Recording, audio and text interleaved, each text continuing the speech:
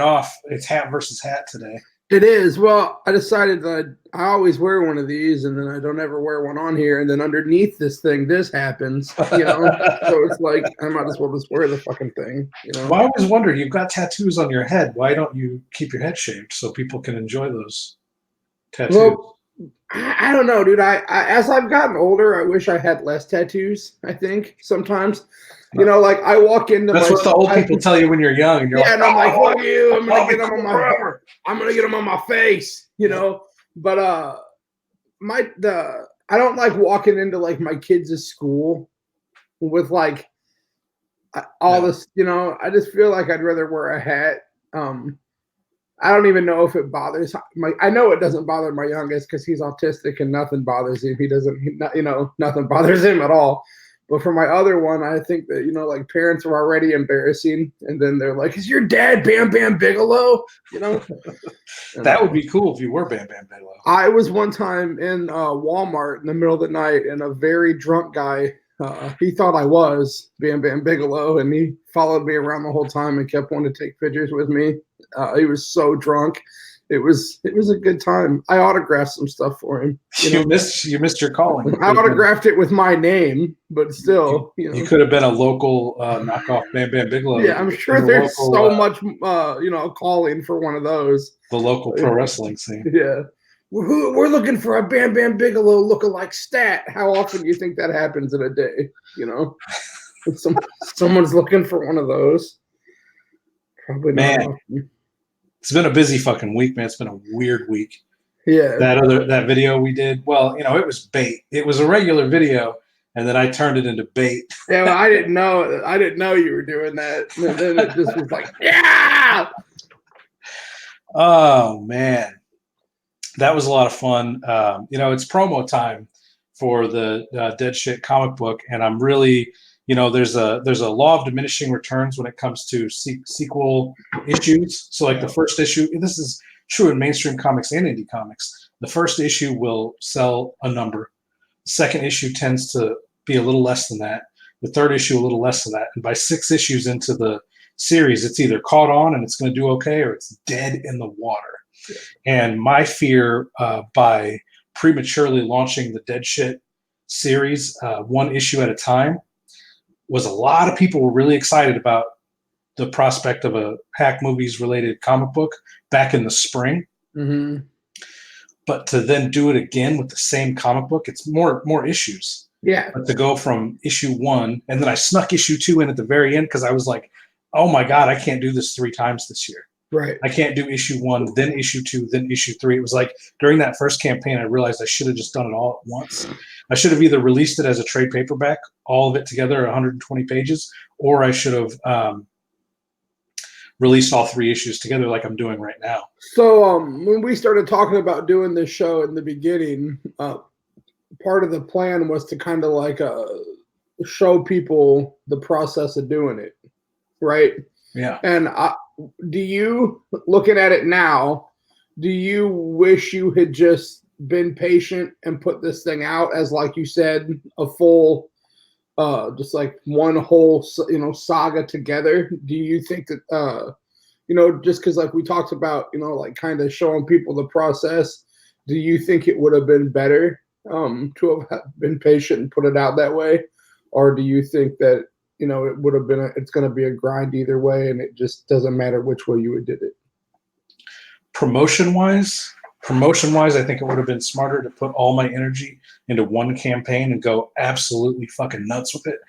But had I done that back in the spring, I didn't have the, I've been learning, it's not even learning because I already know how to edit video, but I realized that I could chop up a lot of footage and put out daily YouTube videos with new content like this and classic Hack Movies content, which will really raise the nostalgia factor for old school Hack Movies fans. Because I can sit and say all day long, remember Hack Movies, but chopping up those funniest Nixon and Hogan gags and moments and catchphrases that people still say to this day, cutting those up and putting them on YouTube in little 3-minute and 2-minute bite-sized bits during this whole promotion period, I didn't do that back in the first time I ran the campaign.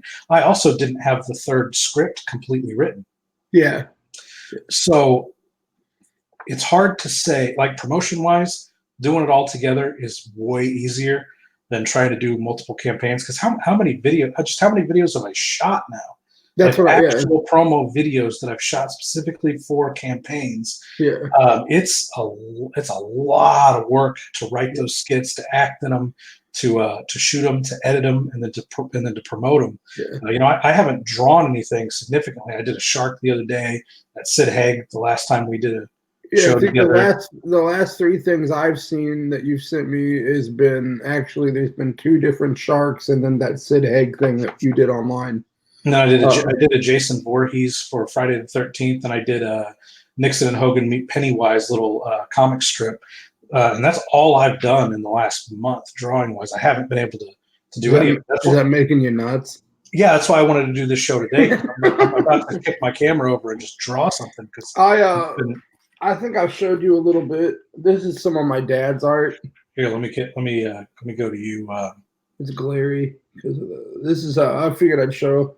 This is my dad is a artist and he's a huge inspiration in my life, and he doesn't draw much anymore because he's got some vision issues that don't allow him to do it. But I figured I'd show you guys some of his well, and even just Kevin and everyone some of his stuff. Like this is he does mostly overall black and white stuff, and he does a lot of stippling.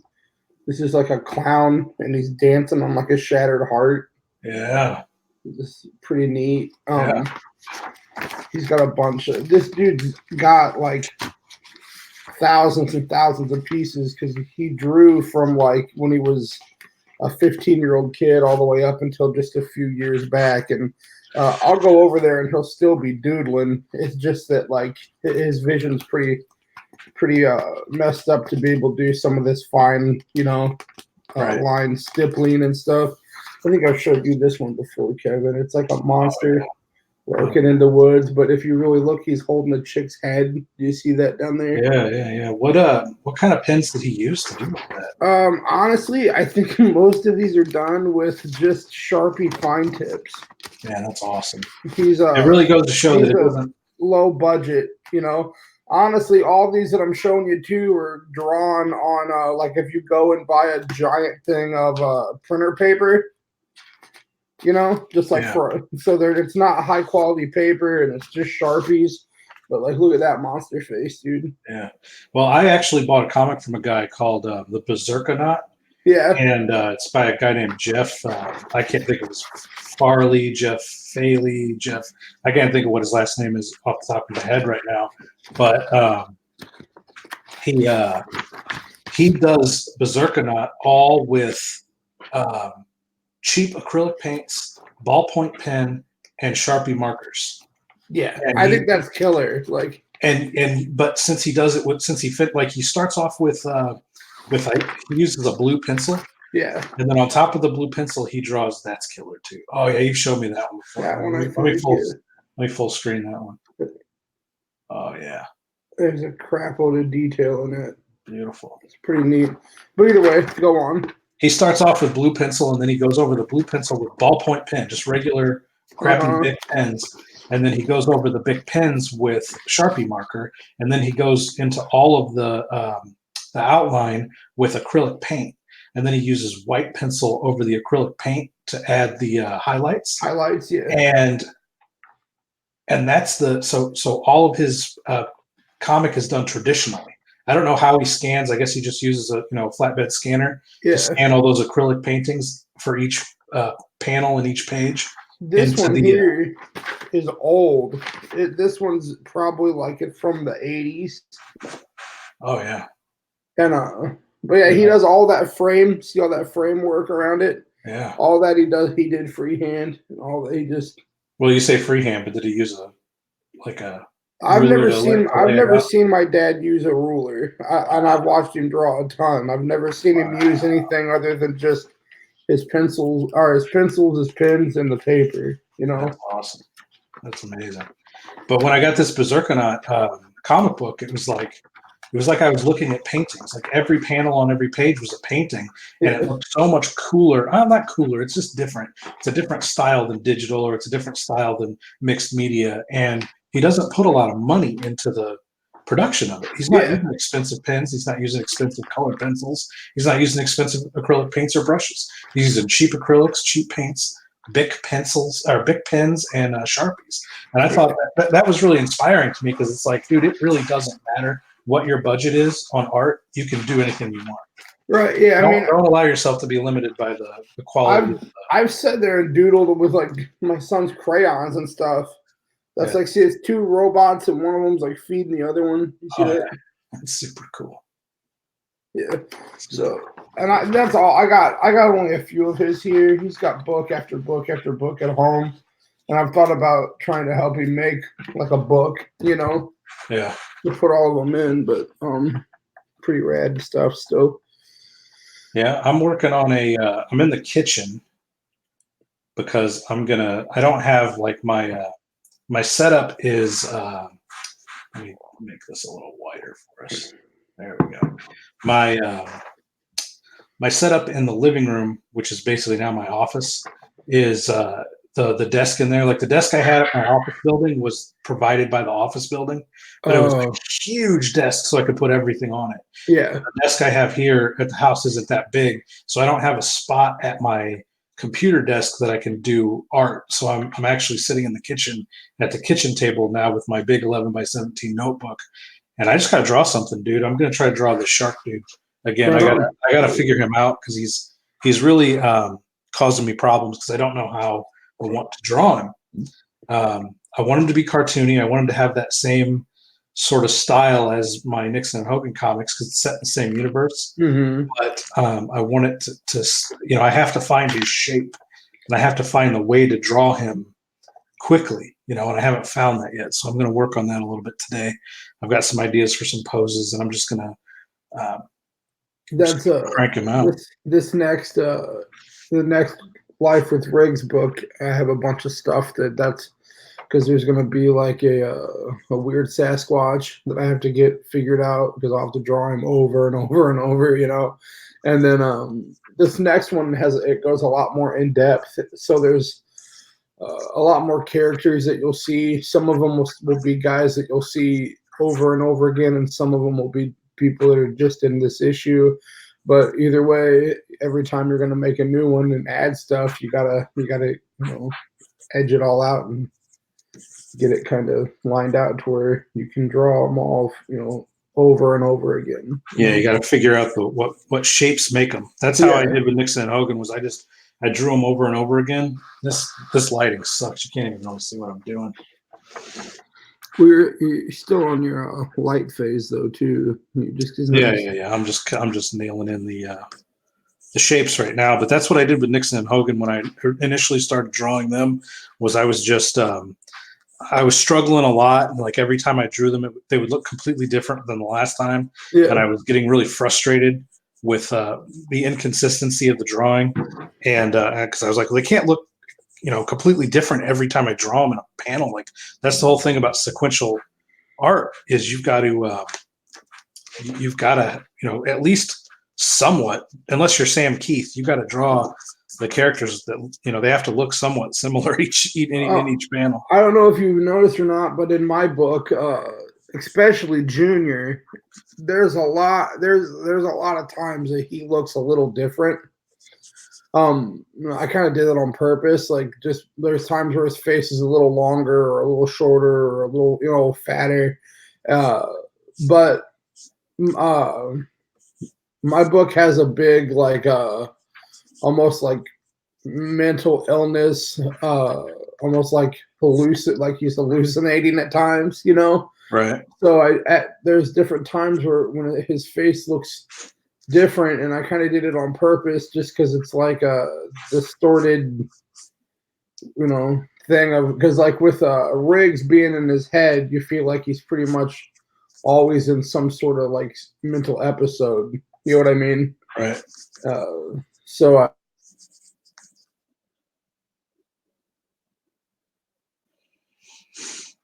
Lost Brad.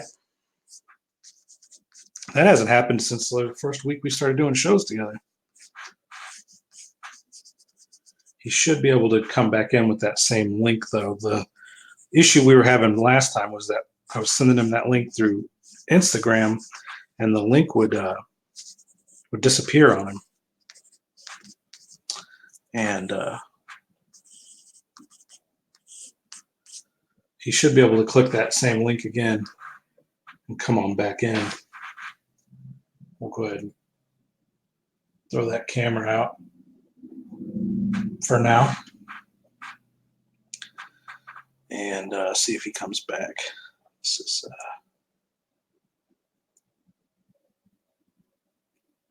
I'm going to do something differently than that. That's not dynamic enough of a pose for my taste.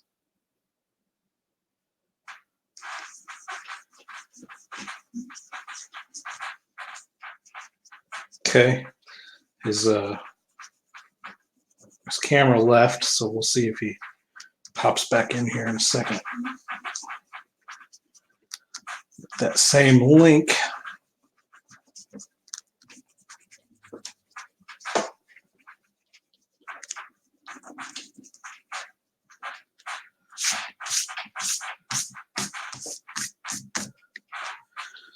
I'll check Facebook in a second, see if he sent me a message in there. He might be restarting his computer. Oftentimes, what ended up happening was he had to restart the whole system to get the internet to work again. So let me check him real quick.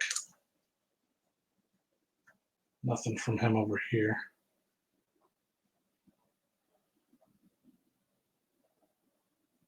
Okay, we'll give him some time to get back in. Otherwise, this will turn into a time-lapse show of me drawing this shark character. So we're going to go like this. And like this.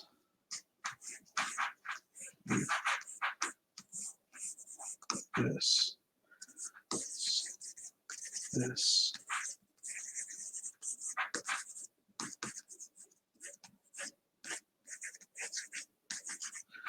And then over here, that coming down like that. So, there he is.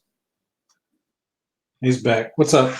So, just a little tech thing here. Whenever you charge your computer and you put it into a power supply, or make sure that that thing's plugged into the wall. Because if you don't, your computer will still die. That's a good. So it's a lesson. Good tip. All those boomers out there. Yeah, let me make sure mine's plugged in. Just take turns swapping back and forth. Yeah. I changed up. I was just gonna have him standing, but his legs. I drew him so low on the page for some reason. His hands up here, but his head's here. I drew him so low on the page, I just kind of had his torso right there. I redrew it to where. Can you shrink this to where you see more of your drawing page than my big head? Can you, does it have to be even, or can you take over the majority of it? There you go. We can do it like that. There we go. Then you can see it a lot easier. So yeah, these are now his legs here. This is his knee. This is his knee and his calf, thigh. Dick. Yeah. Dick. But now his head. Dick. Now his shark head is really small here, like it's a normal sized, almost like a normal sized human head, maybe even a little smaller, like a Hulk head. The question is, how much do I want him to resemble the street sharks? Right. How much do I? Heads. Yeah, they basically their heads took up their whole torso. Yeah. The top of the torso. So the question is, do I want to go that route? Because every time I draw these sharks, I'm drawing these sharks. I'm trying to get the shape to look like these characters that I'm going to end up working with. Mm-hmm. And every time I show people, they tell me that reminds me of Street Sharks, which is what I'm going for. I'm kind of going for an homage to Street Sharks in a way, but I also don't want it to just come off like that's all it is. Yeah. In fact, I'm gonna on one of the first 10 pages of the comic book, there's the first time he sharks out in public, I'm Mm-hmm. going to have in the foreground 2 characters be like, oh, he totally looks like a street shark. And then I'm going to have the character next to him be like, oh, he gets that all the time.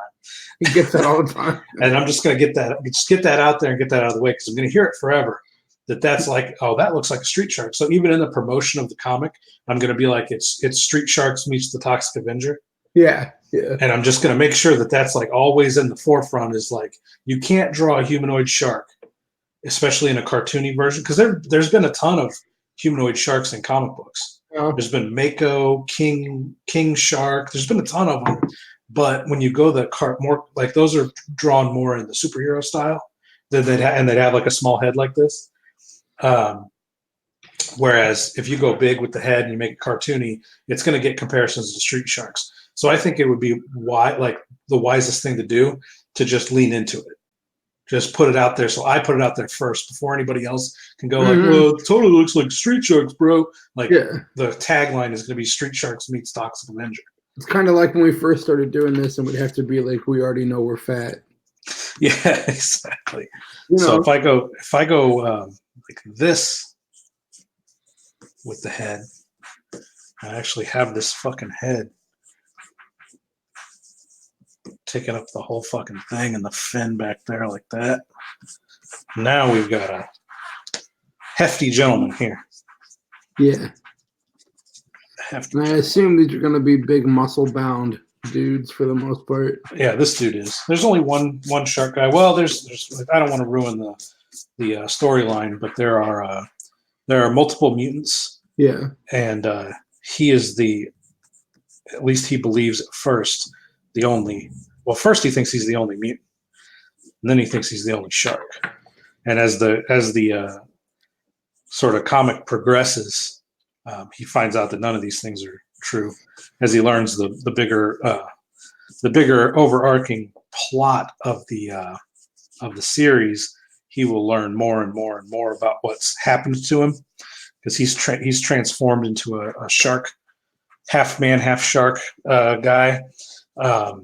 In the very, very beginning of the first issue, but it's due to an eclipse and possibly aliens, and he doesn't know why. Like there's no explanation given to him until much later, and then once the explanation's given to him, it's like huge and cosmic and far-reaching consequences. The standard reluctant hero story. Yeah. You have these powers, and I don't want them though. Oh, but you have to. You're the chosen one. But I always like to subvert the whole chosen one thing with like, just because we chose you doesn't mean you're special. It's kind of like how I like to do it because it's like really hackneyed Last Starfighter type trope to have a character like he's never been anything in his life or she's never been anything in her life, but as soon as the character that knows everything pops into their lives, it turns out that they are super fast, super strong, super smart, can do anything, can't be harmed because they're the chosen one. Yeah. But their whole lives they've lived, usually they're teenagers when they find this out because these are like allegories for from the childhood transition to adulthood. Usually they're teenagers when they find out that they're the quote unquote chosen one. And then from then on, they're a Mary Sue character. They have no, there are no challenges. They just sort of, are the chosen one, right? Like the thing that makes the original Star Wars work so well, or the original Star Wars trilogy work so well, is just because Luke Skywalker is the lineage of Anakin Skywalker, he still has to work hard, train with Yoda, confront his father, lose his hand, find out that he was making out with his own sister, lose his best friend. There's so many, the hero's journey, the sacrifices that Luke has to make are many.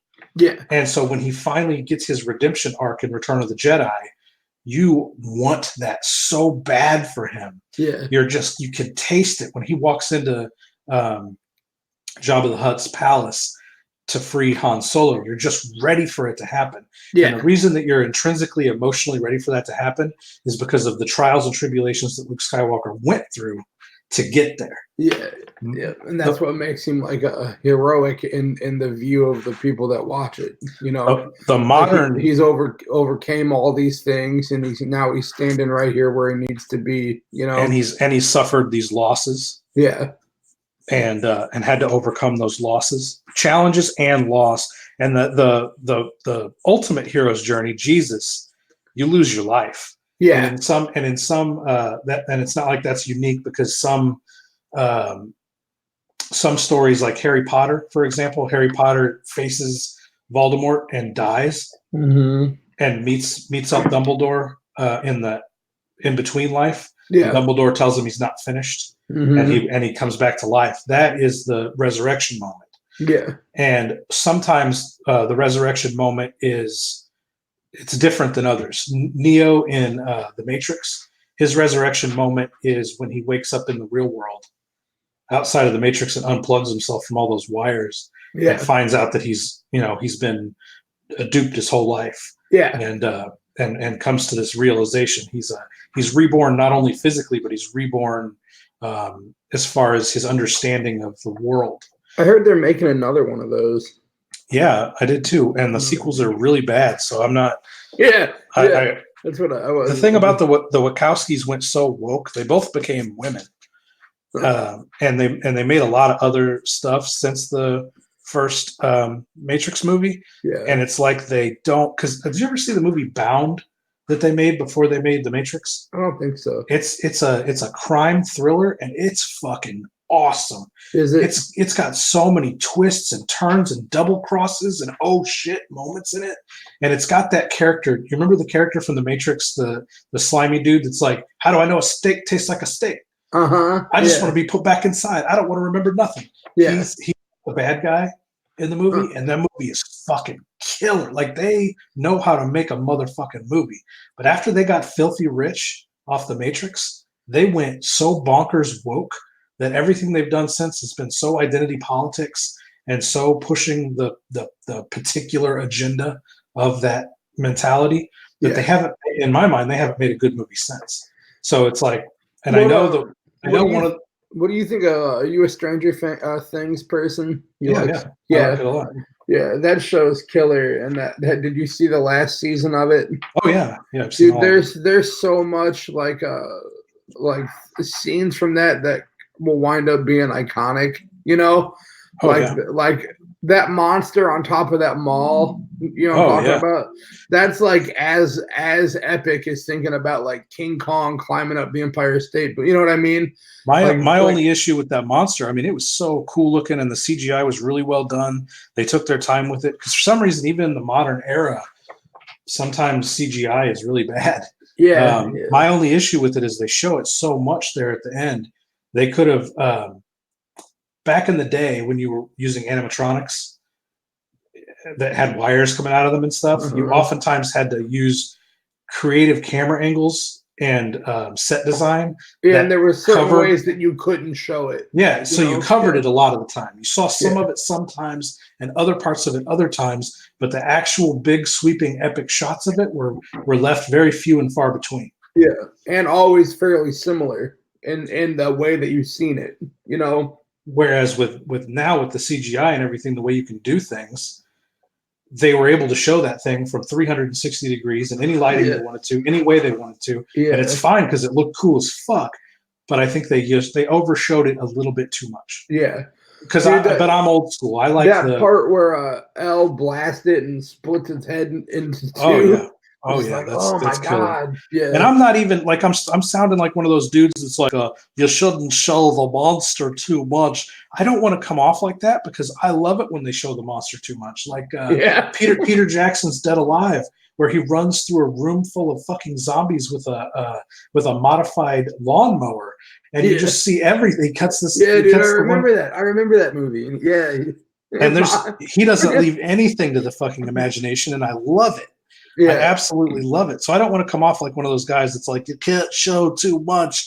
But for me, it was like, there's something about modern filmmaking when they use CGI that just doesn't, when they overshow stuff, I just feel like they show so much of it from any angle they want to, from any lighting they want to. I just feel like it takes away from the I ambiance of the I monster. love the part where it seems like there's starting to be a lot of like a Russian conspiracy parts Yeah, in yeah, it, yeah. and I think that's a pretty killer way for them. And then there's so much in our even in our country today about people thinking what they feel and how they think about Russia. You Yeah, yeah, know, yeah. so I think that's a cool. Yeah, those filmmakers are very clever. They're Yeah, very it's a, clever in their ability to take very iconic 1980s moments and relate mhm. them to kids today, because Yeah, that show is for people. I mean, the show's for everybody, but the main target demographic for that show is teenagers and people in their early 20s. yeah, To be able to take things that were iconic in the 1980s, our era, our stuff, dude. and Yeah, make it important to kids things today. like you can't watch that show and not think about like ET or think about all these different, even on some levels, like the squad of kids, you'll think about like the Goonies and things like that. For sure. It's like Do you remember the just out of nowhere they bust into the fucking never ending story theme? yeah, I was like, uh-huh, you gotta be yeah, kidding yeah, yeah, me. You gotta yeah, be kidding me. yeah, yeah. I do remember that. He Because sings that it. was He sings it. That girl, and then she the makes him girl sing it. And makes him sing it. And they're setting it up. She's like, you gotta do it, you gotta sing it, you gotta sing it. He's like, I don't want to. And then you don't know what they're talking about. You don't know what yeah, song they're talking about. And yeah, then and when that's a he busts into never-ending the never story, ending story dude. theme, I'm like, are you kidding me? Yeah, Because again, kids today don't know how iconic that movie was. If you were a kid in yeah, the 80s, that movie fucked you up. yeah, That yeah. movie And is so. it was a have to see her. You know, Oh my god, I watched it all the time when I was a kid. There was yeah, I no watched internet. some shit. There was, it cost a lot of money to talk on the phone Yeah, unless you were like talking in your own zip code. And yeah, around here, people, it's always hard for me to explain the Metro East to people because yeah. it's a ton of different zip codes all Hmm.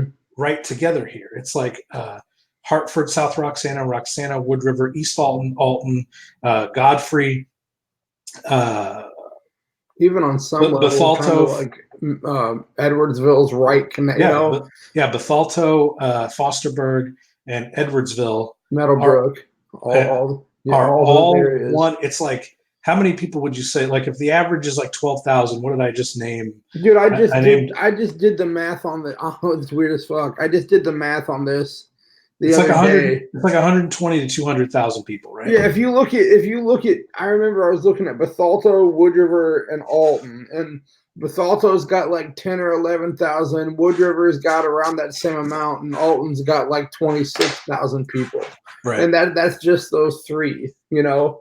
But Right. then you're looking like because I'm sure Edwardsville has a big population. Well, no, it's a lot more rural. I think Alton is the most centered, like has the most dense Yeah, I bet population. Edwardsville has more than Bethalto. Oh yeah, oh You for know, sure, for sure, for sure. But it is still rural. It's a lot of yeah, there's that there's the college area, downtown hmm, Edwardsville, but but the majority of the Edwardsville township is rural.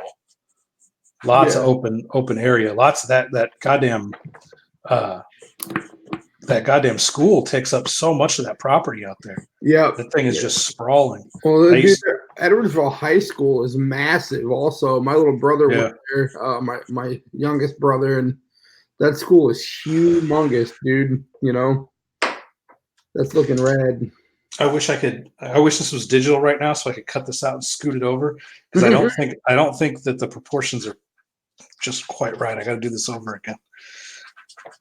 It's the magic of digital, man, is you can just once you start getting your shapes laid down with Yeah, digital, you can just move them everything's around real fixable. quick. I have this weird thing that I do, like when I draw in a sketchbook, where I'm too afraid of the coil, so everything I draw winds up too far to the other side, because for some reason I view the coil as more of a boundary than the part of the paper that just ends, you know? Yeah. So what I do now is when I draw in my sketchbook, I put the coil on the other side. I used to do well. You're saying the other side. I always do that because I'm left-handed. Oh, okay, I So get you. for me, the coil is right there. So Actually, that way.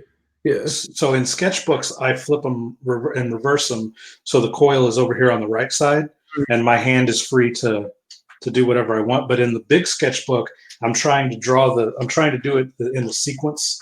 I'm Mhm. doing my panels in sequence, and I want to be able to look at what the comic book looks like, page to page to page. So I just deal with the coil over here in the big sketchbook. Yeah.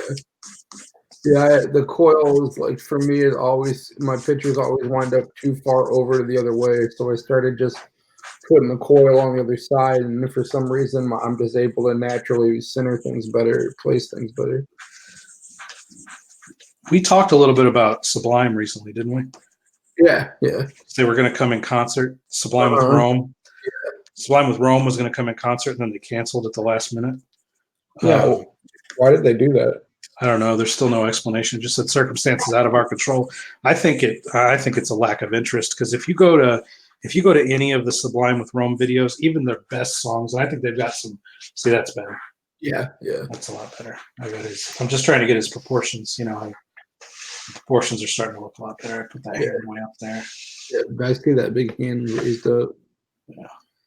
Yeah, I think it's like of course I'm a hardcore Sublime fan. Like they're one of my favorite bands ever, and I would of course rather get to still hear Bradley sing those songs. Yeah.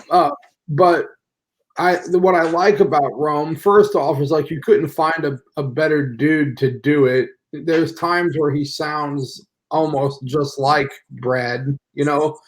But the part of it that I like about him too is that that music's so good and so like there's still nothing like Sublime now. And Yeah, it was such a radical amalgamation of styles. yeah, and I think it's cool that with Rome, that music still gets to go out there and let new people hear it. So it like lets that music continue to be relevant. They can go play a festival or a show. New people can hear them. Because it sucks to think about that music if Bradley's not there. It just doesn't exist. Yeah, it's so. I went down the rabbit hole, and I've been watching documentaries on Sublime. Like there's a behind the music of Mm-hmm. Sublime, which turned out to just. Have you ever seen it? Yeah, I'm like a junkie on all that stuff. Is that the one where they talk to his dad a bunch even and stuff? Yeah, but the thing about it is, I started seeing it in the comments, and I kind of agreed with it. It was like all it was. The entire thing was like there. There's a guy named Bradley, and he did a lot of heroin, and then he died. Yeah. It's like they didn't focus on much of the band at all. It was all No. like they only talk to the band like when they are talking to him about him like about Bradley ODing, and so a lot of that VH1 behind the music thing, it didn't feel. It's not that it didn't feel genuine. It's just it felt really weird. It really felt like a "Don't do heroin" PSA more than it felt like a Sublime documentary. And Right. it did say a lot. Like there's a lot of information in it, but it was always like right after they would tell you something cool about the band, it was like, and then Bradley did heroin again. Yes. And pretty soon he was going to die from it. It's like really, it's jarring how much attention they paid to something that, they tried to make that seem like it was the entire like focus of his adult life. And while I understand drug addiction can take control of people and can destroy people, there's so much. Sublime did so much in the early 90s that they did it fast too. Yeah. If you really think about it, like once that music got out into the public, they blew the fuck up. Yeah, they did. Was it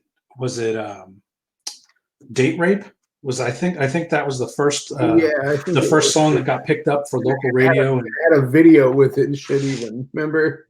Yeah, well, first it got picked up. I think that's the song got picked up by a local radio in California, and then it went absolutely crazy, and they were getting like requests like nationwide play it and shit. Yeah. Then nationwide it blew the fuck up, and I don't know what I'm doing with this dude's claw. I don't know if he's karate chopping. I don't know what he's doing up here with his hand. I'm just gonna have him put it in. I'm just gonna put another fist. Yeah, have him be. I'm in doubt. I always just rock a fist. Can't go wrong with a good fist. I can look at that. That's a terrible fist. I'll get it worked out. I'll work it out here in a second. But I mean, that's such a good song. That song has so much personality, and Sublime.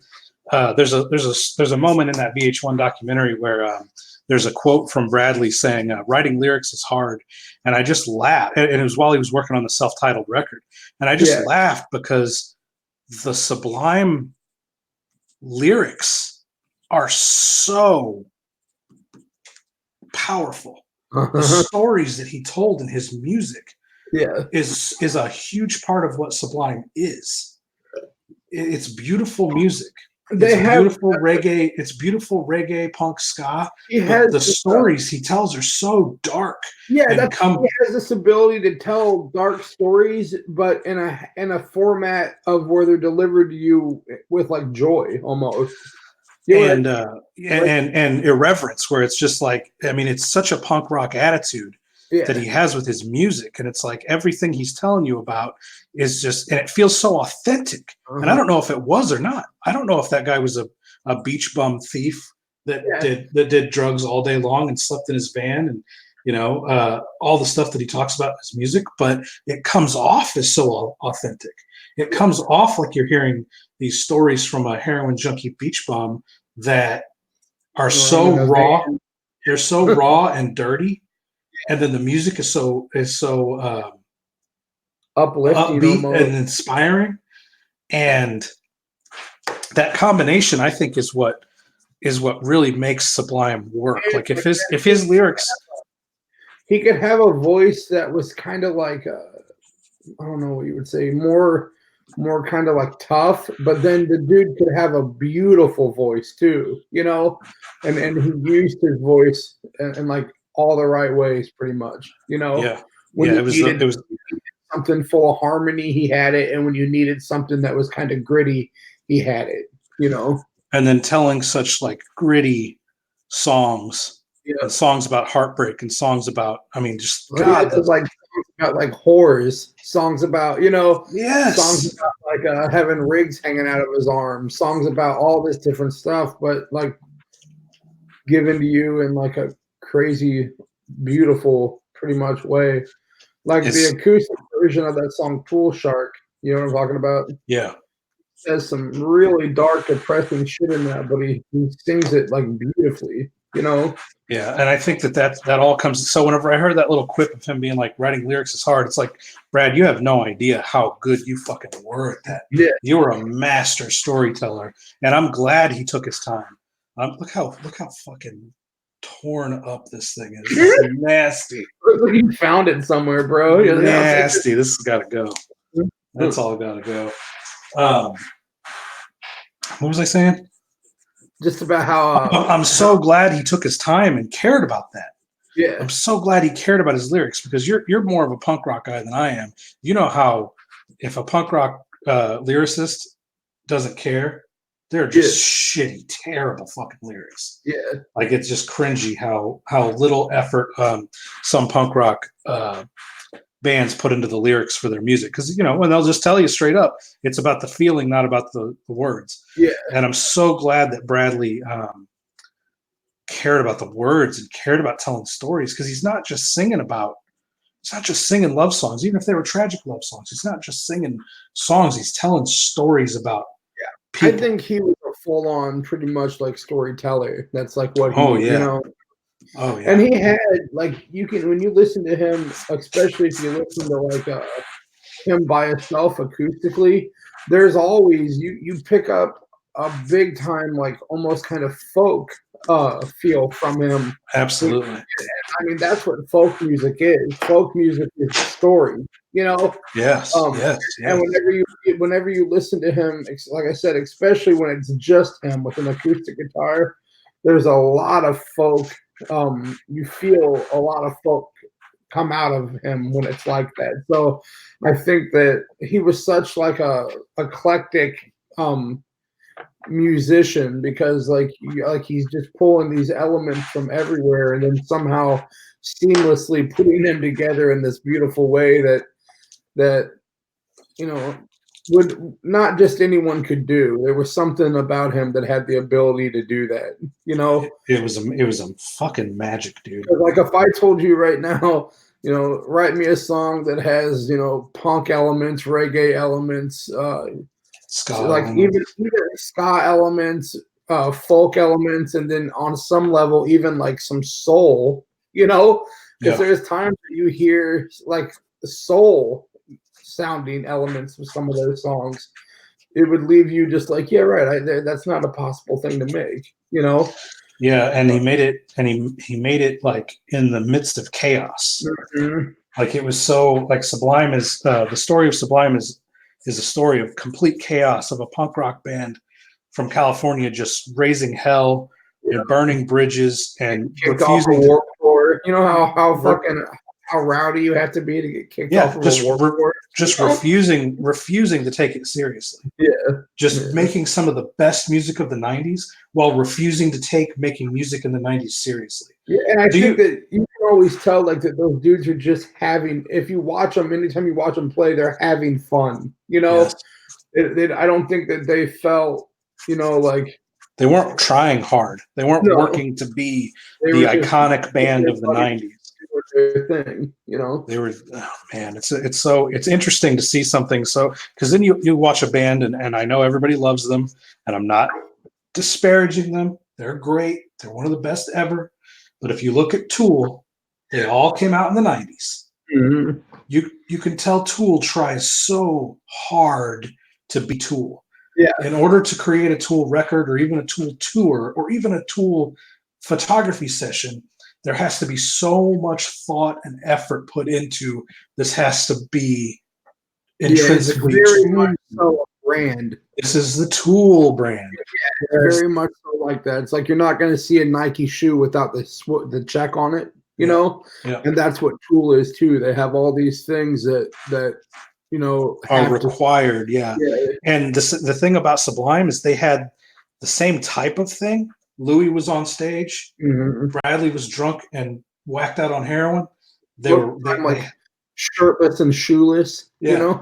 They had their entourage raising absolute fucking hell backstage, in front of the stage, on the stage, Yeah, but it yeah, was so effortless. yeah, Being Sublime was chaos, where it's like being Tool is the absolute utmost order. yeah. Everything has to be in its perfect place. Whereas Sublime, while they're just as iconic, they're iconic for being so chaotic. Yeah. And like and just having like no playbook. Right. We're gonna get up here and we're gonna play our songs, and whatever happens, happens. And that I think is what punk rock is. Right. Like Right. like I love punk rock, but I don't like. I really hate the era of punk rock that's like Good Charlotte and stuff. I don't consider that punk rock because like those dudes are taking fucking an hour and a half to put on their makeup before. Right. To Right. me that's not punk rock. Like I like bands like Minor Threat, bands like Bad Religion or Pennywise. They're not like they don't really get up there and try to. I think you can put too much effort into looking punk. Definitely. You know what I mean? There was actually, it's interesting that you bring that up because on my Instagram today, there was a girl that popped up in my people you may know feed, and I click on her, and she's got a mohawk, and she's punk. She's got a punk rock jacket on, and I click on her, and the very first thing I notice is in her bio, she's listed her personality type, INTS or whatever. They have those different personality types. What makes you more of an introvert? What makes you more of an extrovert? Mhm.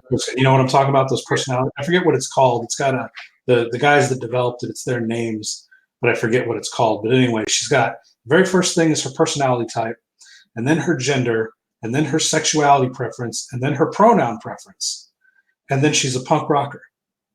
And to me, it's like, and so I scroll through a couple of her pictures because she looks because at first I couldn't tell if she was a dude or like a really girly looking dude or a really dude looking girl. Right. And so I'm scrolling through the pictures trying to like decide one way or the other because the bio, as much as she was strictly putting herself into little boxes, they were the type of boxes that make you go like, okay, are you a dude or are you not? Horror DVD Devil 333 says, "Hey dudes, what's up, man? Thanks for joining us. I'm drawing fucking shark dudes, and we're talking about punk rock, talking about Sublime, really. But anyway, long story short, I scroll down some more, and I'm trying to figure this out, and I get to a point where she starts really looking like a girl. Yeah. And then she's wearing plaid skirts, and she's wearing knee-high, combat boots, and she's wearing fishnet stockings, and she's standing in poses that accentuate her female sexuality.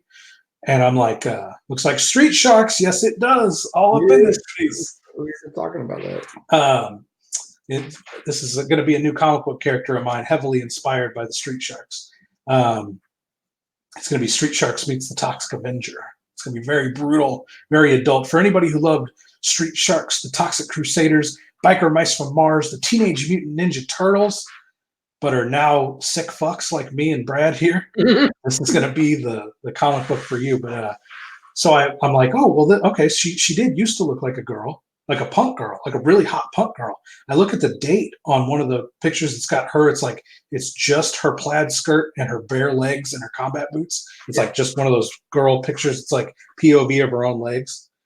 I look at the date on it. It's 2014. So from 2014 to now, she has put herself. She's gone from being a chaotic punk to being so strictly in these boxes, to giving herself a particular. She has to be these particular things. And what you mean, what I think you meant, or at least how I interpreted what you meant when you said you can try too hard to be punk. It's like the entire idea of punk is the entire idea of punk is to rebel against mainstream culture, is to be anarchistic, is to not give a fuck. It's not standing in front of your mirror and putting on eyeshadow. The problem with a lot of punk rock for me, or punk rock scenes, is they might as well be standing there in a suit and tie with exactly the same hair, perfectly combed over hairstyle, in the same expensive shoes, because they restrict themselves to a look that's exactly the same as like the people on Wall Street that they're supposed to be rebelling against. They're not rebelling against them. They're just the mirror opposite. Yeah. They're just the mirror opposite of that. So that's why when I talk about Sublime, the thing that I love about them is they don't seem to have even understood what they were doing. No. They dressed comfortably. They acted like they wanted to act because it was fun to have fun. And then it created this, Long Beach, California scene around it. And but to me, it was organic. Everything about it was super organic. There's another element. I used to play in bands quite a bit, even up until recently. And there's this thing that can happen it's just how it happens. It seems like, at least in my experience, where when you start jamming with a group of people, and maybe you're like, all right, man, we're gonna write metal, or we're gonna write this or that, but it doesn't really matter because once you guys start playing together, the whatever comes out of it might not be anything like what you thought you were gonna write. Exactly. Like you get 3 or 4 different guys that all have these different influence, all have these different, like skill sets as far as how they play. And so on some level, like any band I've ever been in that had any, even little success, you kind of have to go into it not thinking about like a genre, that you just got to go into it thinking that we're going to make some music and see what happens, If you want to be something special. Yeah. Like I had this. Yourself, you can't force, I want to sound like this. And if you do it, it's going to come out not right. You have to let whatever naturally comes out happen, Horror DVD Devil 333 says, Cockhammer was so fun. I wish it was still on YouTube. I wish it was still on YouTube too, brother. It got they took it down because somebody reported it. Somebody reported that it has all that nudity and all that violence and everything, and they said it was inappropriate for YouTube. I didn't take it down. All my movies are free on YouTube if you want to watch them. Did you get one of those YouTube where they like slap your hand for doing Yeah, it. it's called a copyright strike, but it didn't. It's my copyright, so That's it's what I not. was gonna wonder because it's yours. Yeah, Yeah. it was just inappropriate for YouTube. You know, like if you pulled your dick out right now and started jerking off, they would I'm take this gonna video down. I'm gonna try to wait until we go offline to do that. But if somebody reported it, you know, then they would take this video down, and that's sort of what there's a lot of jacking off in Cockhammer, a lot of full frontal male nudity in Cockhammer. But you know, that'll get past the censors some fucking scold shows up, and who's probably Don Noble shows up Can you and attacks my what would channel happen like if that. you put like a where you have to like be 18? Well, you know, like one of those things where you have to sign in to watch it. Yeah, they all are like Oh, are they have their own specific channel on here. Yeah. All the movies, and and all those are listed as adult content, and it Yeah, just like doesn't matter. You just can't have that. Like it's too obscene for the YouTubes. No matter what I do, there's no way they're going to allow Cockhammer on here, which is whatever. There's worse stuff in some of but those movies. I don't want to fuel anybody's. doesn't it you can don't you have that where it comes in one of your where you can get the comic books and get a copy of it Oh yeah, you can buy the movies on DVD on kevinthestrange.com if you want all to. the time, pretty much too. Yeah, Yeah. all the time. Yeah, you can buy them right now. But you know, there's a lot of people, they don't want to buy their media; they want it for free. And I did my best to provide that for everybody here until some fucking scold showed up and tried to ruin everybody's fun. And you know what's ironic to me is we live in this ultra liberal era where anything goes, but fucking corporate YouTube that loves all things liberal won't let one of the most shocking and offensive films of all time. There's Satan worship, cannibalism, gay sex of every sort. You know, that should be celebrated. That's all also celebrated in the mainstream right now, but I can't have it on YouTube. It's interesting. It's interesting how that works. YouTube plays favorites too. If your videos were getting millions of likes all the time, they'll YouTube let you. They were making money off advertising. Yeah, exactly. They let you get away with anything, pretty much. But yeah, you can still buy that stuff if you want to, or like Brad said, if you buy the comic book on Indiegogo, there's a link to it in the description of this video right now. You can buy the all the comics and a Hack Movies DVD of your choice comes with it for free. So that's a pretty good deal. It's my favorite because I think that there's nothing cooler than watching the movies and reading the comics. I think that the comics are a complement to the movies, and the movies are a complement to the comics, and that's. I love it's rad to get to draw that double row of teeth. They're so cool and like I've been doing a lot of research on Real Shark. He says horror DVD double 333 says I need to buy them. Well, if you just go to kevinthestrange.com, there's a link that says Hack Movies. It'll take you to the website where you can buy them all.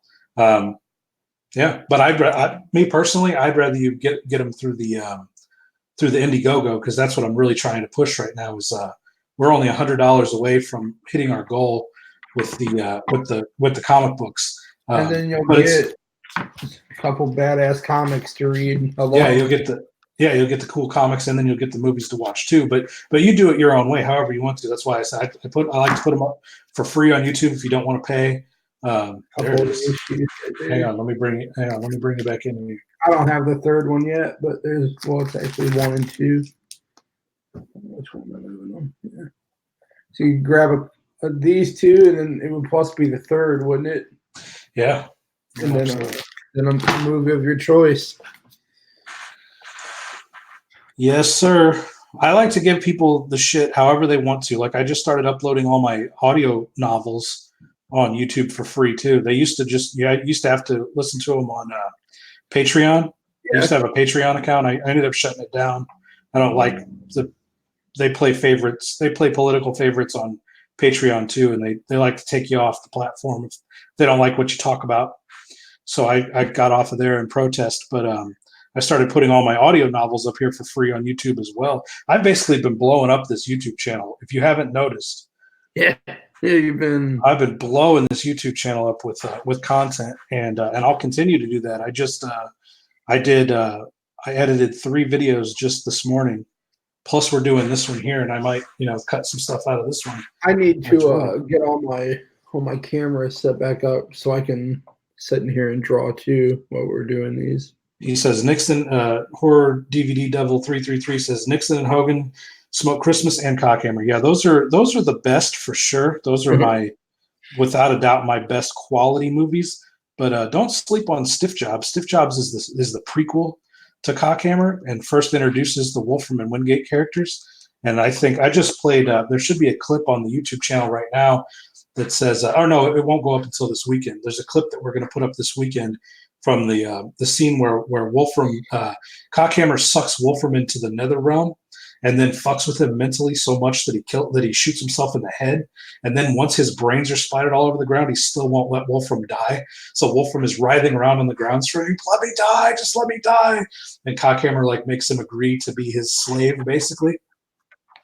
And it's a great scene from Stiff Jobs, and that scene will be up. Our reaction to that scene, it's like all of us watching it together. We did a Hack Movies reunion show the other night, and Is that last night? Night before last. Was it? Yeah. And so yeah, I think Stiff Jobs is, if you like Cockhammer, Stiff Jobs is a great compliment to Cockhammer. It's basically one long movie. To be honest with you, it's like 2.5 hours of the raunchiest, craziest, most obscene shit you'll ever see in your life. There's like a. Have you ever seen Stiff Jobs? Me? Yeah. No, I haven't saw that one yet. There's a scene where there's like a bum. It's about two hitmen, Wolfram and Wingate, that are in Cockhammer, but they're sitting in a car waiting to kill this dude, like waiting for him to come out of this shop. Yeah. And this bum comes up and starts trying to wash their windows. And Wolfram like freaks out. He's like yelling at him, "Get the fuck out of here, man! Get the fuck out of here!" And Wingate's like, "What's your problem, man? Relax. Let's just let him do it and give him a couple bucks." And he's like, "No, man, fuck bums." And Wingate's like, "What is your problem with homeless people? Like, why do you have such a problem with homeless people?" And he's like, "Let me tell you a fucking story." And it goes into a flashback of when Wolfram was an 8-year-old, and his uncle, which is played by the same actor, his uncle is like, "Oh, young Wolfram, look, there's some." They're like hanging out talking. He's like, "Look, there's some destitute young men over there. I'm gonna go give them a couple dollars. Grease the skids. All you need in this country is a little bit of luck and a couple of dollars." And that one's on YouTube if you search for it. Horror DVD Devil 333 says I need to watch that one. That one's on YouTube if you search Stiff Jobs feature film. So he goes over to the bums, and the bums, it's like five homeless guys. They throw him on the ground and ass rape him, and all five come on his face. in front. When I say in front of the 8-year-old Wolfram, obviously we didn't have the little kid actor witness any of that, but in the context of the film, he does. And so it cuts back to the bum in front of the car. And he's like, "So fuck bums, fuck all bums. They raped my uncle. To this day, his butthole still doesn't work right." Ruined the butthole. And that scene, we shot that scene at Gordon Moore Park out here in what town would that even be considered? Fosterburg, Bethalto, yeah. Wood River Township. It's probably in Wood River Township. I feel like it's kind of in like a weird middle ground. Yeah, kind of too. Just empty rural area. Yeah. So we're at Gordon Moore Park on one of the bungalows. They call them bungalows. What do they call those things where you've got the overhead pavilions? Yeah, the pavilions. So we're at one of the pavilions, and I think that's too much of a chin on him. Maybe I should give him a chin like that. Should I give him a leading man chin? Yeah, I think that a big chin could be cool. And also, just like and it's your deal, so you draw what you want. But you could also give him a little bit more like a gnarled up nose, where his nose kind of has like almost like like a curl in it a little bit, or kind of what I mean? Like this. Yeah, give him like a little bit more of a. Think about when you see a shark and their nose looks all banged up and shit, Yeah, the great whites especially, and he's based on a great white. Their noses come up like this. Yeah, that's what I was thinking. He could have almost like what looks kind of like an elbowy thing. You know what I mean? More like this here. Yeah. It changes the whole fucking like dynamic of the face, really. So I play one of the bum rapists, and And so I've got a fake dick, and all the other guys have fake dicks. And then my buddy Thaddeus Starbuckle, who plays Wolfram and Wolfram's uncle, he's there's a part where the main bum is like, go ahead and gag fuck him a little bit, get a nice cum shot worked up, and it's my line is like, what? Gag fuck him? Okay, boss. And I take my fake dick out, grab him by the hair, and start fucking his face with my fake dick and gagging him. And my buddy Thaddeus was like all in. He didn't care what we wanted him to do. He would do anything. So there he is on his hands and knees going oh. And I literally I stopped everybody. I said, hold on. They're like, what? I'm like, I think this is even too far for me. Yeah. Like, what do you mean? I was like, I think this is too much. I don't know if I can do this. Like, what are you talking about? I'm like, this is the most wrong thing I've ever done in my life. Like, this is so offensive. Like, we're literally pretending to rape a guy out here with fake dicks, and we're in the middle of a public park. Like, we kept having to take breaks because families would walk through. Like the pavilion was down by the river, by the waterfront, by the pond, but there was like a walkway up these set of stairs. And I'd be like, stop. And we'd all just like sit there. When it comes to the park, just saw some group of kids fucking one of them in the mouth. Like they don't know like you're making a movie, you know? Oh, it was so, I ended up finishing it. And I put the movie out, but that was the one scene I've ever done.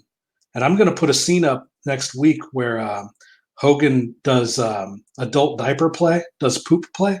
Yeah. That scene didn't bother me at all. Oh, I've seen that scene. I think. Yeah. That scene didn't bother me at all. But the scene, the bum rape scene, it got to me. Like, yeah. I was like, I don't know if I want this on film. Like, I don't know if I want to do this. I was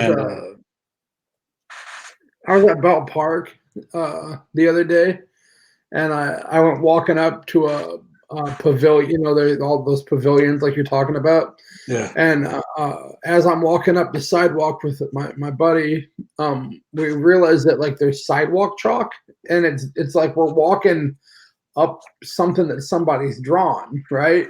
Yeah. And we're like, what is it? We're looking at the ground. We're walking all the way up it.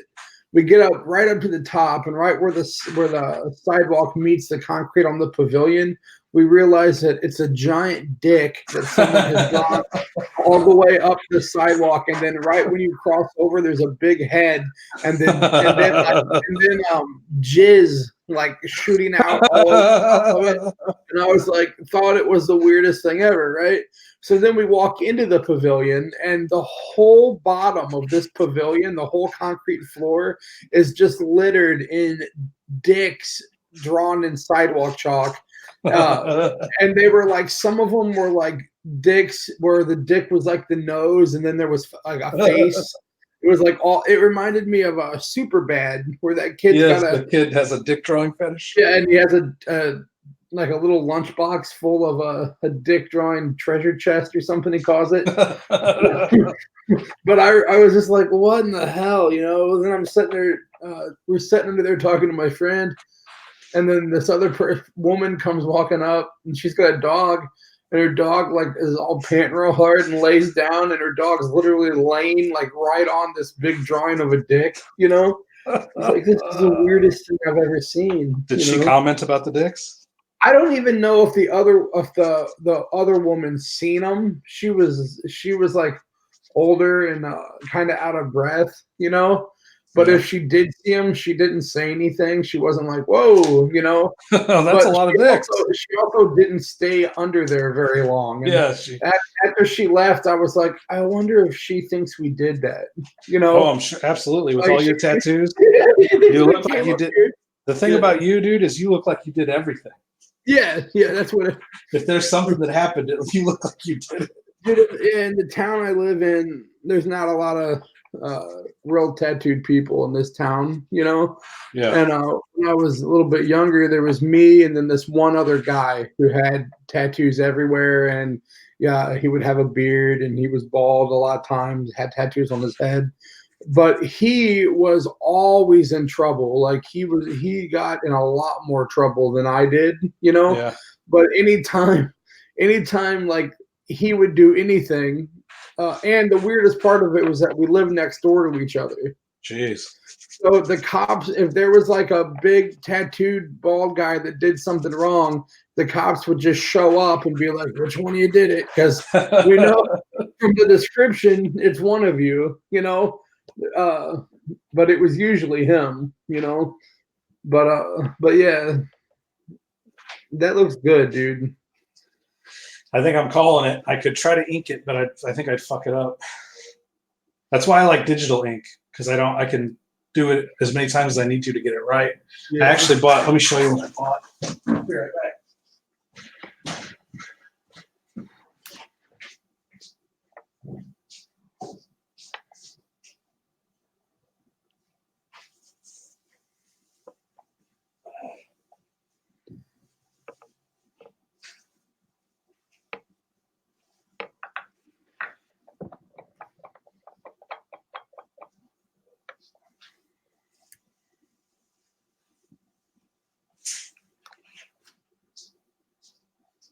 Gigantic ears. So I actually bought some brush pens. Oh, red. Yeah, okay. So what these are is they actually have a reservoir that holds ink, and then can you refill them?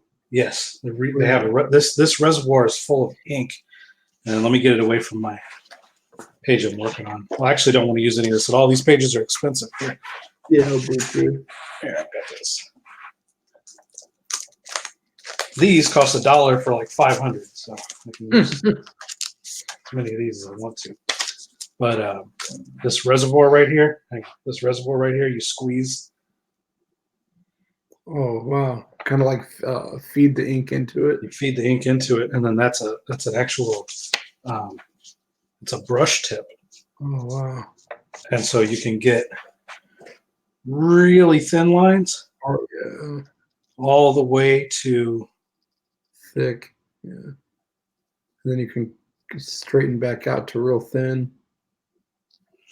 So it's like as dynamic as it's as literally as dynamic as you can get with a perfect line with sculpting. Ink. Yeah. The thing about ink is I'm not good at it traditional wise. I can ink a comic digitally because I can fuck it up over and over and over again and fix it until it looks exactly the way I want it to look. With traditional, like you have to know which angle to hold it from, how much ink to have on the tip. You have to know which direction to do the stroke from, and in order to get the results that you need. And I just haven't had enough practice at it yet to be any good at it. So I bought these, and I bought like I think it was like a pack of 5 of these for like $50. So these were like $10 pens. Yeah. And I bought them with the with the purpose of trying to learn to get better at traditional inking, because Doug TenNapel, the creator of Earthworm Jim, he makes traditional inking look so much fun. Oh, he's a monster at it too, dude. He's so good. He makes it look so fucking fun. And yeah, he's so talented at it. And I always want to do it. Like I watch him do it, and it makes me want to do it. Yeah, I know. Me and you have talked before about eventually inking the comics and then still digitally coloring them. You know, where the line work is all done by hand. So that's why I bought this pen. This set of pens was so I could learn to ink traditionally. But it's so daunting, the idea of doing a whole comic book like this and not fucking it up. Yeah. And the whole comic book not being a bunch of whiteout. Yeah. Yeah, that's fucking whiteout, dude. I just the other day was asking Amanda for whiteout. It's a nightmare because you can draw, a perfect picture, and then one little thing, and then you're like, I can't fix it. One little thing fucks it up. Yeah. So as you can see, you can do lots of look how thick I'm doing. Yeah, it's on. I just did all those little paint. It's like a paintbrush. Yeah, all those little details, and now I'm going in and just, And Doug will do this where he'll like leave just this tiny little fraction of a white spot. I'm like, how is he so precise? Because the whole time he's like arguing with the guy about evolution, like yelling and screaming, Yeah. like, no, I don't believe that. I don't believe you can create information out of no information. And the whole time he's like doing these like precision lines. Oh, he's a monster, dude. He's a monster. He's the man.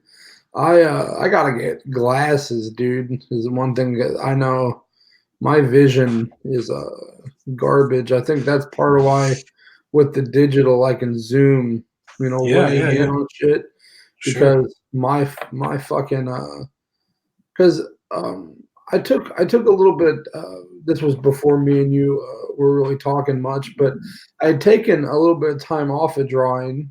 I didn't draw very much for like a year or so, and I don't know why, but in that year or so, it seems like my eyes went to hell.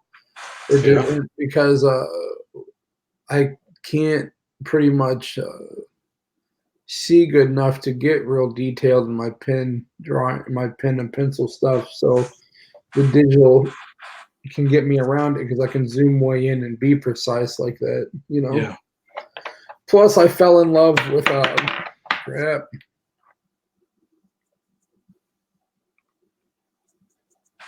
I de-earbudded myself there, but I fell in love with the digital coloring aspect of it. Oh my God, yeah. Well, I just fell in love with Clip Studio altogether. Yeah, I did. Yeah, like it's such a great program. Yeah, you're the one that turned me on to that, and then once I got it, I just pretty much.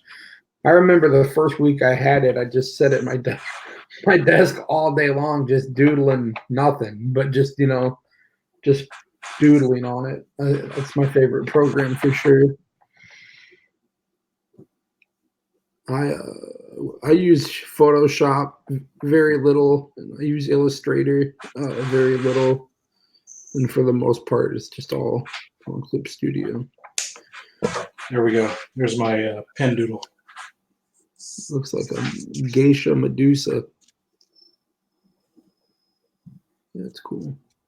I'm gonna have to look into getting some of those pins. My lady probably has some, dude. She has the most unhealthy pin collection. Like it's like an OCD for her, dude. She's got so many pins. What's the brand of that thing? Do you know? I'll go grab the. I don't think I can get it to. It looks like I'm in manual focus. So I don't think I can. Yeah, it's blurry as hell. You can't see the But it's Japanese writing. Some Japanese brand. So it doesn't matter that it's blurry. I'm going to get the packaging. It might be American.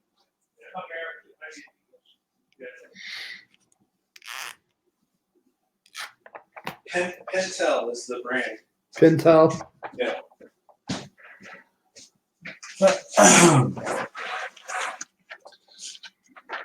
Pentel Arts color brush, medium point black. So are all of the ones, are they pretty much all the same size tip, or is there variant size tips? Well, you can buy variant size tips, but the ones I bought were all medium point. Right on. And as you can see, medium point can still do some pretty fine details. Yeah. And crazy little and a good size thickness to them too. Yeah. So that's what I bought. Was like, I think I got 5 of these, and they all come with an ink cartridge. But you can buy replacement ink cartridges and basically use these as long as the brush tip will last you. Yeah. So can you still hear me or not? Yeah, I hear you. I mean, you're faint, but I hear you.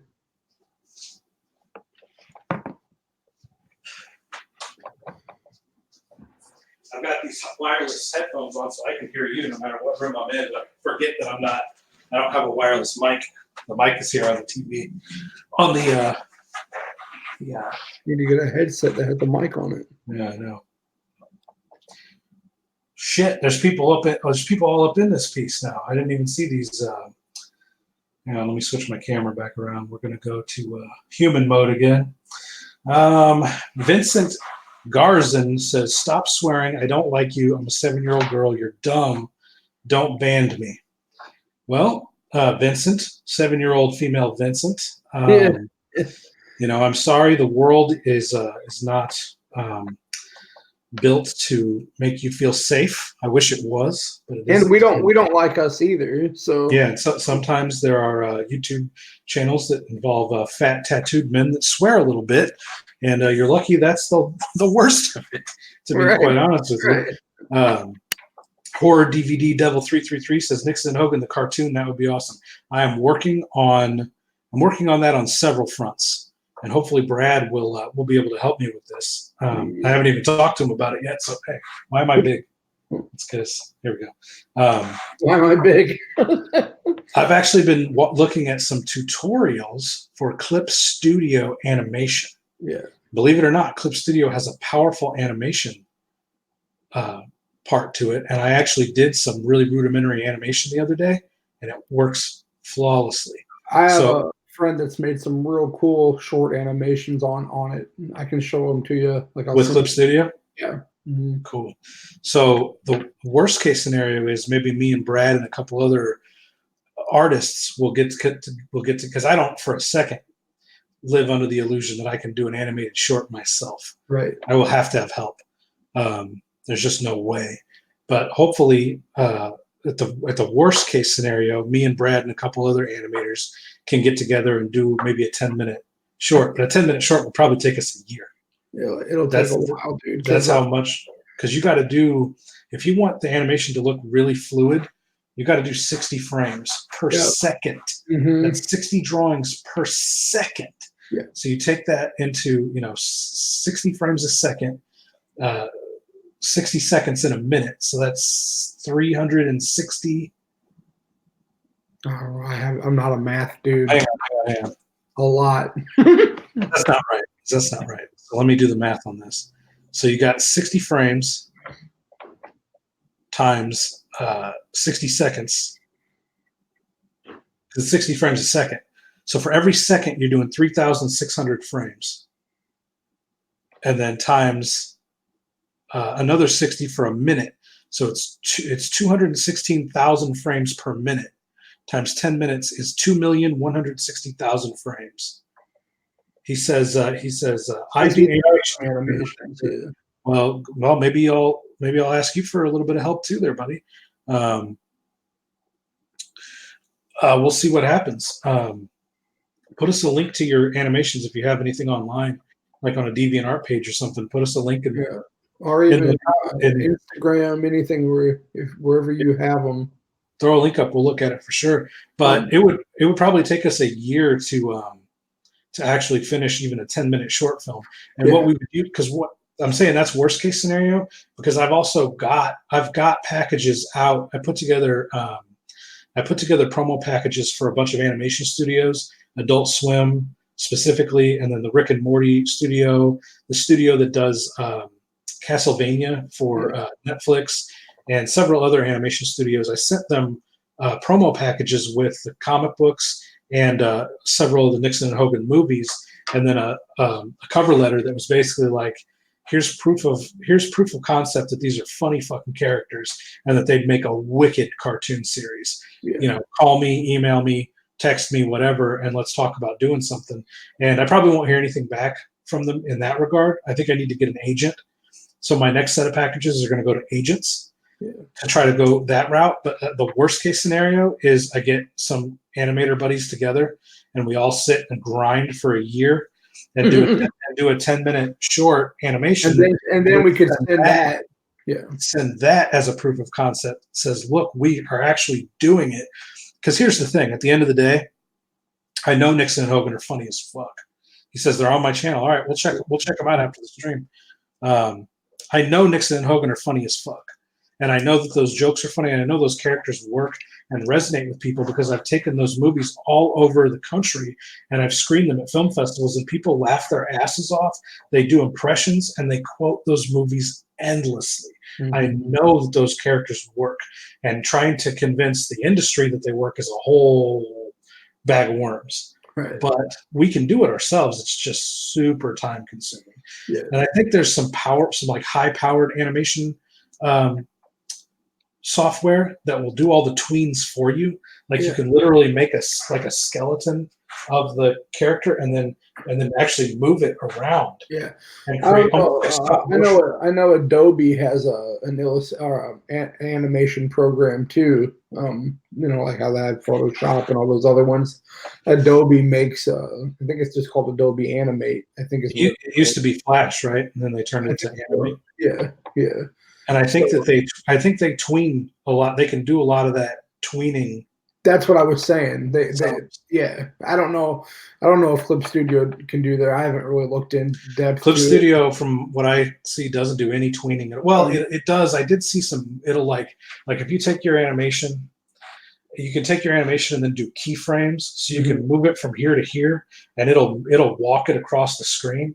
Yeah, Which, so those keyframes, I guess technically you could do some tweening, but really you're gonna have to do that work yourself, or right. get an animation program that does it for you. But if Mhm. we actually sat and hand drew, even if we're doing it digitally, if we had to sit and hand draw 2 million frames, I mean, there's there's tricks around it. I'm sure you watch enough animation to know for certain shots you can have a static background and Yeah. just the characters I pay moving. attention to all this shit on any I just watched the new South Park last night, and I pay attention to how many times only like one or two things on the page are on the TV are moving. Yeah, There'll be good little chunks where there'll be like one or two characters, and the one his head's moving and his arm moves a little, and then this other guy over here, his arm might move once or twice, and that's the only movement on the page. yeah. And So their mouths are moving, and that's it. And yeah. that's what I was thinking was that a lot of Nixon and Hogan is rapid fire dialogue. So for Mhm. a lot of the shots, really all we're going to need is the mouths to Yeah, move. yeah, And and then the thing about how that Nixon and Hogan is it really be about dynamic um, movement within how you're seeing them, because that's how you would portray all the action that goes on. yeah, Is to see them in different angles and different and then get them moving a little bit, but yeah, animation's time consuming no matter what way you go about it. Even if you can use some tricks like that, it's yeah, still time consuming. yep. Because that was Um, my main goal with my puppet show when was to turn it. I was thinking about trying to turn it into a cartoon before I even turned it into a comic book. yeah, yeah. But the comic book was just a really cool idea, and at the time, more I could accomplish it easier Well, it's because just a storyboard for a cartoon. exactly. Yeah, I felt like it was a good, went from puppet show to comic book to maybe someday a cartoon. Well, But I had never considered, and I've got a buddy that gives me shit about this all the time. He's big into animation. He had always talked about Hack Movies animation, and I was like, I don't want to make cartoons. If I want to make cartoons, I'd make cartoons. I want to make movies. I went from movies to comic books, and now I'm like, as soon as I started doing the comic book and saw what Nixon and Hogan looked like as tunes, I was like, yeah, oh, we got to make a cartoon. We got to uh, make animation. horror DVD Deviled says he uses his phone to do them. Oh, that's interesting. So I wonder what app or program do you use on your phone to do it? Yeah. But yeah, dude, it'd be cool to do that for sure. It'd be Yep. fun, but it would be probably looking at like a year. I bet. Oh yeah, at least. I mean, I wouldn't have any illusions that it would be a quick thing at all. It would be, and it would, it would cost us a lot of time. So your guys' names would definitely be big up there. It wouldn't just be, Kevin Strange made a cartoon. It would be Yeah, our team. It would be our animation team, and you guys would get full credit yeah. as You my have team. almost anything you see that's animated. There's like a almost like a team that works on it. You know. Yep.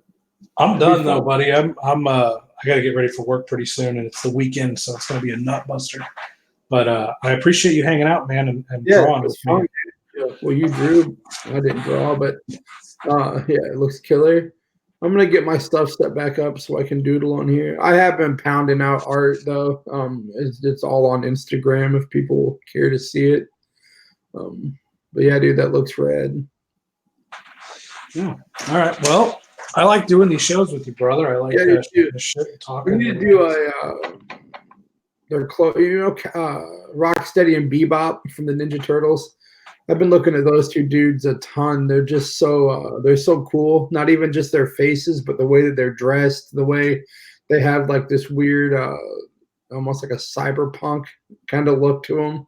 Yeah. Their clothes and stuff. So, but that's what kind of when I look at that, I see like Street Sharks, but then I also think about like characters like Rocksteady and Bebop and Yeah, definitely has. Like I said, it's like Street Sharks, Teenage Mutant Ninja Turtles, Toxic Crusaders, Biker Mice from Mars. That whole era of '90s action cartoons were, heavy influence on my shit.